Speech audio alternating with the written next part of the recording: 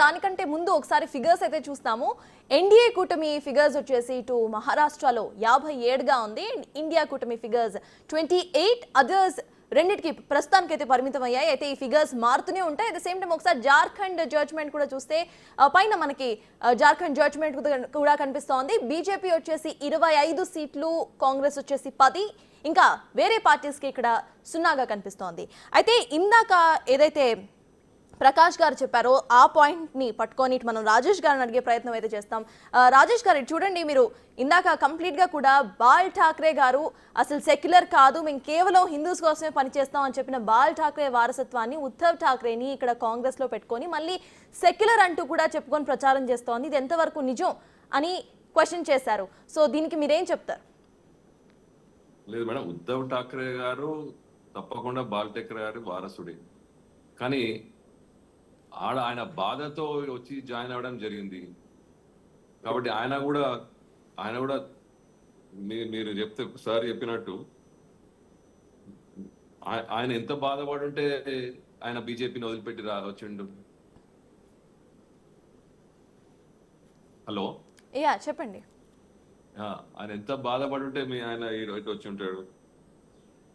He wanted to join the secular party. అంటే మీరు బాధ అంటున్నారు, ఇటు బీజేపీ కూటమి వాళ్ళు పదవి వ్యామోహం అంటున్నారు. సో ఒకసారి క్లియర్ చేస్తారా అసలు ఏంటి అనేది? పదవి వ్యామోహం ఏం కాదు మేడం, బాధతోనే వచ్చిండు ఆయన. ఆ రోజు ఆయనను అన్యాయం జరిగింది కాబట్టి బీజేపీ గారు వదిలిపెట్టండి. సార్ చెప్పింది కరెక్టే, నేనేం తప్పట్లేను. వాళ్ళ విచారణ వాళ్ళది, వాళ్ళ ఆలోచన వాళ్ళది. కానీ ఆయన బాధ పెట్టకపోతే ఆయన ఎందుకు వచ్చేవాడు కాంగ్రెస్ పార్టీ దగ్గరికి? మీరు ఒకటి ఆలోచించాలి. ఆయనను బాధ పెట్టి ఆయనను బ్యాక్ స్టాప్ చేసినందుకే వచ్చింది కదా. ఇప్పుడు ప్రెసిడెంట్ ఉన్న ముఖ్యమంత్రి బాల్ ఠాక్రే గారి శిష్యుడే. కరెక్ట్. ఆయన బ్యాక్ స్టాప్ చేసినందుకే కదా మేడం వచ్చింది. స్పందిస్తాను మేడం. చెప్పండి మేడం. 2014 అంటే 14 పార్లమెంట్ ఎలక్షన్స్ తర్వాత 2014 అసెంబ్లీ ఎలక్షన్స్ లో బీజేపీ శివసేన వేరువేరుగా పోటీ చేసినాయి మేడం. నేను క్లారిటీ ఇస్తున్నాను మళ్ళీ. ఇప్పుడు కలిసినట్టుగా అప్పుడు కూటమి లేదు. బీజేపీ ఒంటరిగా పోటీ చేసింది మహారాష్ట్ర 2014 శాసనసభ ఎన్నికలలో. రైట్. 2019 శాసనసభ ఎన్నికలలో 2014లో బీజేపీతో కలిసి మళ్ళీ శివసేన వచ్చింది. ఉద్ధవ్ ఠాక్రే గారి శివసేన బీజేపీకి మద్దతు ఇచ్చింది. ఇద్దరం కలిసి ప్రభుత్వాన్ని ఫామ్ చేశాం. అప్పుడు మా ఫడ్నవీస్ గారు ముఖ్యమంత్రి అయ్యారు. బాల్ ఠాక్రే గారి దగ్గర నుంచి ఉప ముఖ్యమంత్రిగా ఉన్నారు. అది ఆ కూటమి 5 సంవత్సరాలు కొనసాగింది. ఆ తర్వాత కలిసి పోటీ చేసిన మళ్ళీ పార్లమెంట్ ఎలక్షన్. మళ్ళీ క్లారిటీ చెప్తున్నా. రెండోసారి 2019 ఎలక్షన్స్ లో కలిసి పోటీ చేసినాం. బీజేపీకి అప్పటిదాకా ముఖ్యమంత్రి ఫడ్నవీస్, బ్యాక్ స్టాప్ చేసింది ఎవరు లేరు, బాల్ ఠాక్రేని, ఉద్ధవ్ ఠాక్రేని. ఆయనకు ముఖ్యమంత్రి కావాలి, మేము మెజారిటీ సీట్లు మేము గెలిచినా, మా దాంట్లో సగం సీట్లే ఆయన గెలిచినా నాకు ముఖ్యమంత్రి పదవి కావాలనేటువంటి ఆలోచనతో పోయినాడు. కానీ ఎక్కడ స్టాపింగ్ ఉంది ఇలా? అప్పటిదాకా ఫడ్నవీసే కదా ముఖ్యమంత్రి. ఆయన ముఖ్యమంత్రి దింపలే కదా. ఆయన ముఖ్యమంత్రి దిగిపోమని అడగలే కదా, డిమాండ్ చేయలే కదా. పోనీ ఆయన తక్కువ సీట్లు గెలిచిందని చెప్పి ఆయన చూపు చూడలే కదా. కాబట్టి బాల్ ఠాక్రేను వెన్నుపోటు పొడవలేదు.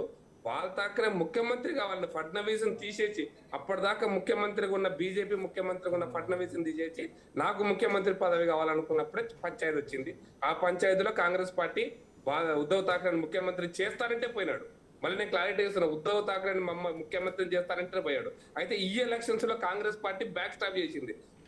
ఉద్ధవ్ ఠాక్రేని ముఖ్యమంత్రి అభ్యర్థిగా ప్రకటించలే.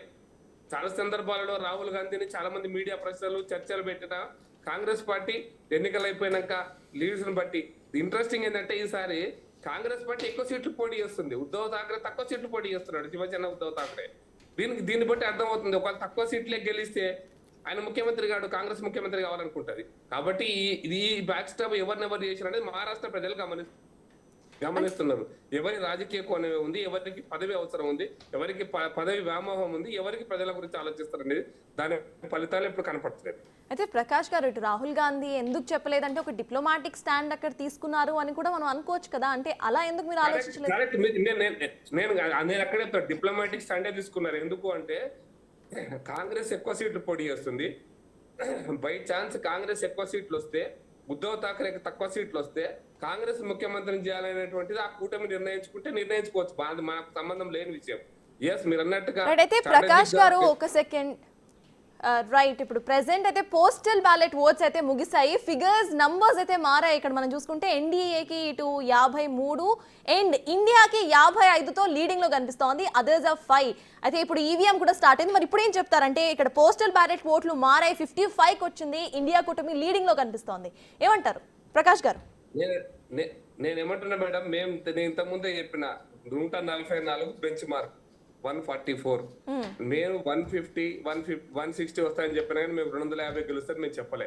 ఇప్పుడు గదే కూటమి ఆ నెంబరే వస్తుంది, కొంచెం అటు ఇటుగా నెంబర్ ఉంటుంది. మేము వాళ్ళు 130 గెలవచ్చు, మేము 150 గెలవచ్చు, అంతే తేడా ఉంటుంది. అందుకోసం మేము అద్భుతంగా అయిపోతుంది మాది, వాళ్ళది ఏం కాదని నేను అనలేదు. అందుకోసమనే కేర్ఫుల్ గా నేను జాగ్రత్తగానే చెప్పిన. ఇవన్నీ ఫ్యాక్టర్స్ ఇన్ఫ్లుయెన్స్ చేసి 1-2% ఓట్లు మారినా మాకు 150 నుంచి 180 దాకా ఎంత ఫిగర్ అయినా రావచ్చని అనుకుంటున్నాను.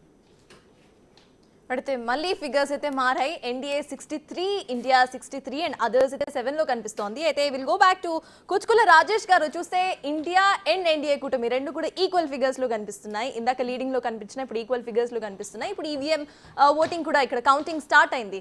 సో ఏంటి మీ ఒపీనియన్ ఏంటి? మళ్ళీ ఇక్కడ మనకి బీజేపీ కూటమికి 2 సీట్లు అయితే పెరిగాయి. సో ఏంటి మీ ఒపీనియన్ ఏంటి? అదే సార్ చెప్పినట్టు కరెక్టే మేడం, ఇదే ట్రెండ్ కంటిన్యూ అవుతుంది. పోటీ గట్టి ఉంది అని నేను మొదటి నుంచి చెప్తున్నా. మాకు మాత్రం నమ్మకం ఉంది. సార్ చెప్పినట్టు వారు కూడా కరెక్టే చెప్తున్నారు. ఎలా అయితే పోటీ గట్టిగా ఉంది, కానీ మేమైతే తెలంగాణలో ఏదైతే రిజల్ట్ వచ్చిందో అలానే ట్రెండ్ కంటిన్యూ అవుతుంది. మాకైతే గట్టి నమ్మకం ఉంది, ఫీల్డ్ లో ఉన్నాం కాబట్టి కంపల్సరీ మేము మాకు ఎడ్జ్ ఉంటుంది అనే నమ్మకం మాకైతే ఉంది మేడం.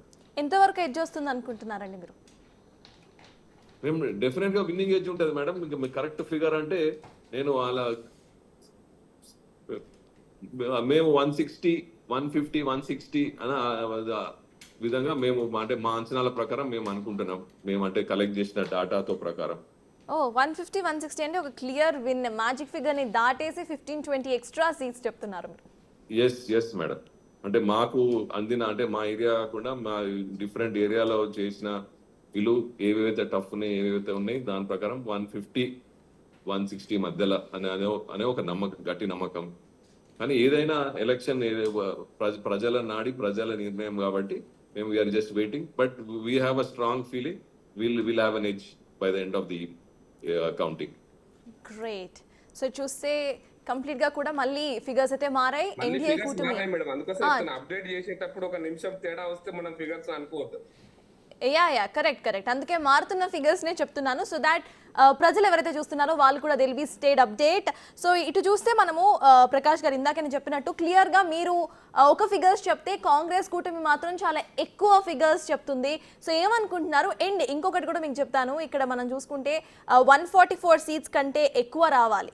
5 years ఇక్కడ కూటమి ప్రభుత్వం పాలన చేయాలి అంటే 144 కంటే ఎక్కువ సీట్స్ వస్తాయని అనుకుంటున్నారు. ఇఫ్ ఇన్ కేస్ రాకపోతే మీ స్ట్రాటజీ ఎలా ఉండబోతోంది ప్రకాష్ గారు?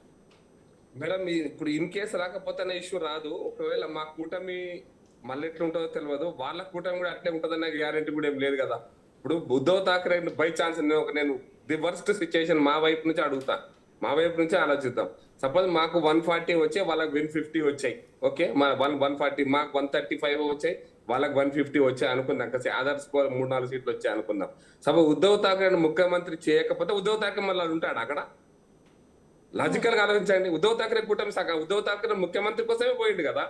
ఐడియాలో సిద్ధాంత పరంగా బీజేపీకే దగ్గర కదా. నాకు ఒక టెక్నికల్ గా మాట్లాడితే మొదటి నుంచి బీజేపీతోనే కలిసింది కదా. శివసేన బాంబే మేయర్ గా 40 ఏళ్ల కింద బాంబే మేయర్ పదవి నుంచి మొదలు పెడితే శివసేన బీజేపీ ఇప్పుడు కలిసే పనిచేసినాయి కదా. ఎక్సెప్ట్ 1978 తర్వాత 80s నుంచి బీజేపీ శివసేన కలిసే ఉంది కదా. నేను అడుగుతున్నా, ఒకవేళ ఉద్ధవ్ ఠాక్రే ముఖ్యమంత్రిని చేయకపోతే ఉంటాడు ఆయన?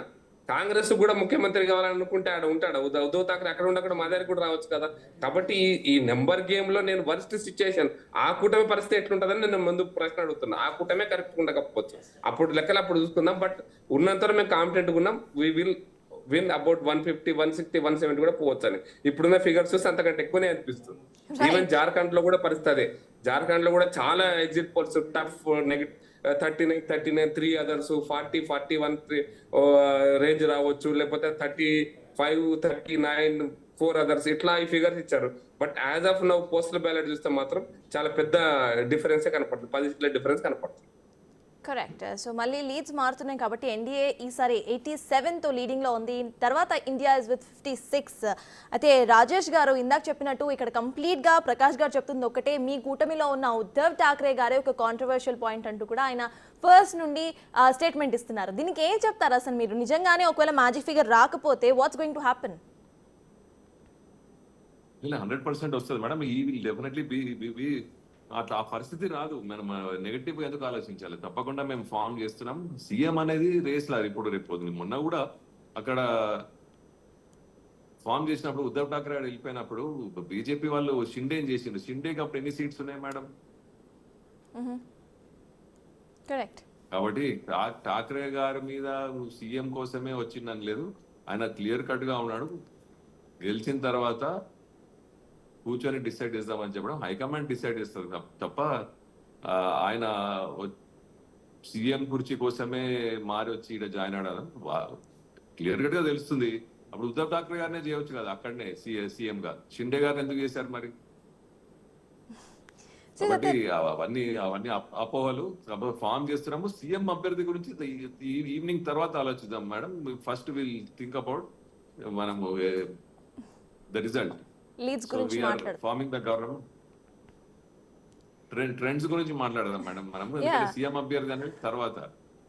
ఫస్ట్ నుండి బీజేపీ కూటమి మీ మీద అటాక్ చేస్తుంది. ఆ సీఎం కుర్చీ వ్యామోహం, పదవీ వ్యామోహం అన్న పదాలతోనే మిమ్మల్ని టార్గెట్ చేస్తుంది. కాబట్టి we are forced to ask you. అయితే రాజేష్ గారు ఇటు చూస్తే, ఇఫ్ ఇన్ కేస్ ఇందాక మీరు అన్నట్టు ఒకవేళ సీఎం గురించి మనం సీఎం కుర్చీ గురించి మాట్లాడకుండా కేవలం ఇటు లీడ్స్ గురించే మాట్లాడుకుంటే అందరూ అంటే విశ్లేషకులు అందరూ చెప్పేది ఒకటే, ఇక్కడ 144 మ్యాజిక్ ఫిగర్ వచ్చినా కూడా ఆ కూటమి ప్రభుత్వం 5 ఏళ్ళు అక్కడే ఉండాలంటే ఇంకో 20-30 సీట్స్ ఎక్కువ రావాల్సి వస్తుంది అని అందరూ చెప్తున్నారు. సో దీనికి మీరేమంటారు? నిజమేనా? లేకపోతే ఒకవేళ 144 మ్యాజిక్ ఫిగర్ వస్తే 5 ఏళ్ళు కూటమి ప్రభుత్వం ఉంటుంది అనుకుంటున్నారా?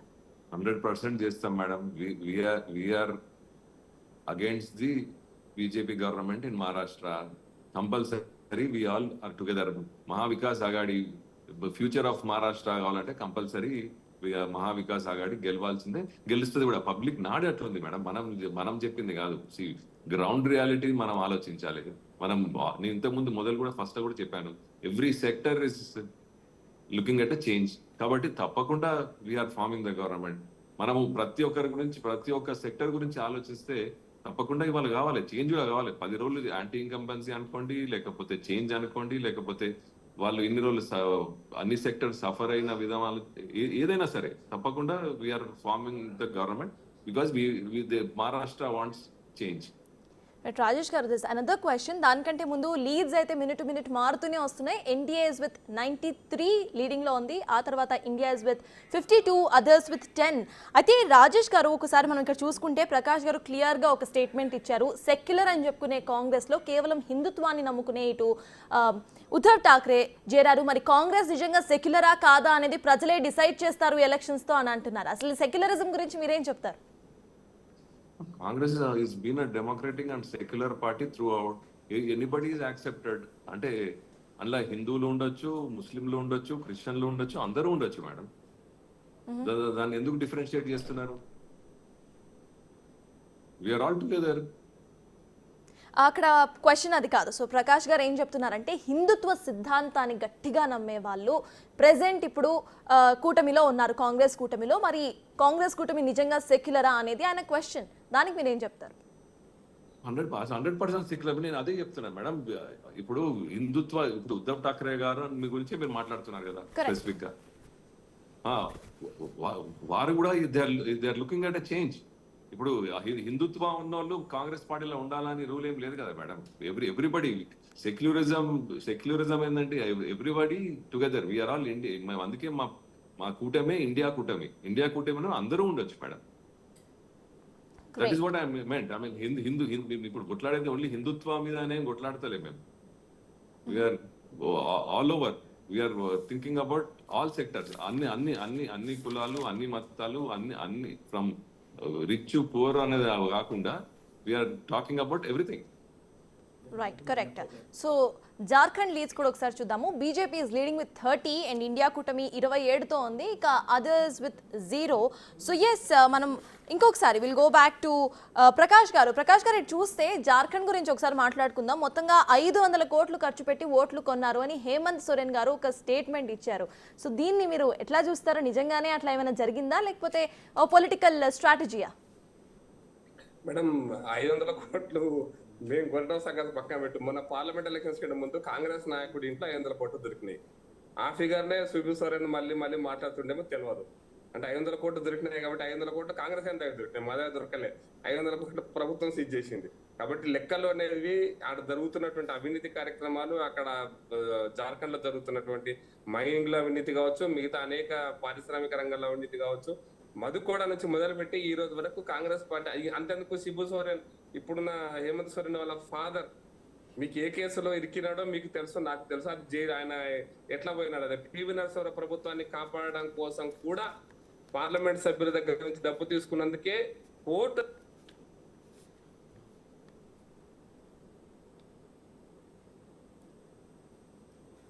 లేదు మహారాష్ట్రలో, మన జార్ఖండ్ లో. కాబట్టి ఆయన మాట్లాడినంత మాత్రాన అది ప్రజలు యాక్సెప్ట్ చేయరు. అది కూడా ఎలక్షన్స్ అయిపోయినాక 500 కోట్లు పెట్టి మేము కొన్నామంటే అది అందరూ ప్రకటిస్తారు. 500 కోట్లు పెట్టి ఎవరు కొన్నారు, అసలు అవినీతి ప్రభుత్వం ఎవరు నడిపించారు? ఇప్పుడే కాదు, అంతకుముందు గతంలో బీజేపీ ప్రభుత్వాన్ని నిలువరించాలని హంగ్ అసెంబ్లీ వచ్చినప్పుడు మధుకోడ లాంటి ఒక ఇండిపెండెంట్ వ్యక్తికి ముఖ్యమంత్రి పదవి ఇస్తే మధుకోడ 2000 కోట్ల స్కామ్ జరిగిందని చెప్పి ఆయన కూడా కోర్టు జైల్లో ఉన్నాడు కదా, ముఖ్యమంత్రి కూడా జైల్లో ఉన్నాడు కదా. కాబట్టి ఇవన్నిటికి కూడా ఈ అవినీతి కార్యక్రమాలన్నిటికీ మూలాలు రూట్స్ కాంగ్రెస్ పార్టీలో ఉన్నాయి. దాని ప్రతినిధులుగా పనిచేస్తున్న వాళ్ళు పనిచేస్తున్నారు. కాబట్టి ఫలితాలను ప్రజలు చూస్తారు. దాన్ని ఎట్లా ఇవ్వాలో సమాధానం అట్లా చెప్తారు సమయం వచ్చినప్పుడు ప్రజలు. అంటే సేమ్ టైం ప్రకాష్ గారు, బాబులాల్ మరండిని ఇక్కడ సీఎం కుర్చీకి నిలబెట్టడం మీకు బాగా కలిసి వచ్చే విషయం అనుకోవచ్చు. ఎందుకంటే ఆయన గిరిజన కాబట్టి ఇటు గిరిజన సీఎం అనే నినాదంతో ముందుకెళ్లారు. సో ఇది బాగా కలిసి వస్తుంది, పాజిటివ్ ట్రెండ్ చూపిస్తుంది అని అనుకుంటున్నారా? నేను ఒక విషయం చెప్తాను చాలా క్లారిటీగా. ఆ విషయంలో క్లారిటీగా ఏంటంటే, జార్ఖండ్ రాష్ట్రం బీహార్ నుంచి విడిపోయినటువంటి ప్రాంతం.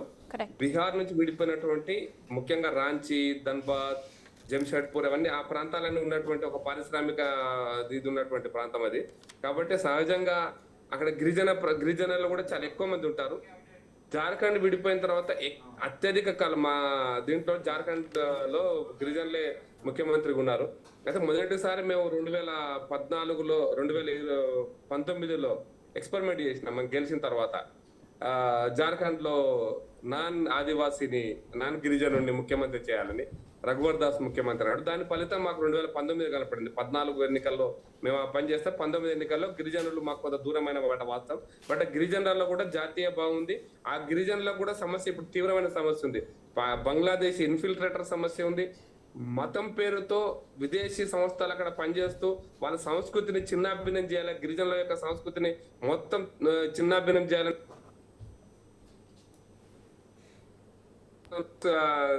సంస్థలు పనిచేస్తున్నాయి మార్పిడి పేరు మీద. కాబట్టి వీటన్నిటిని గిరిజనులు గమనిస్తున్నారు.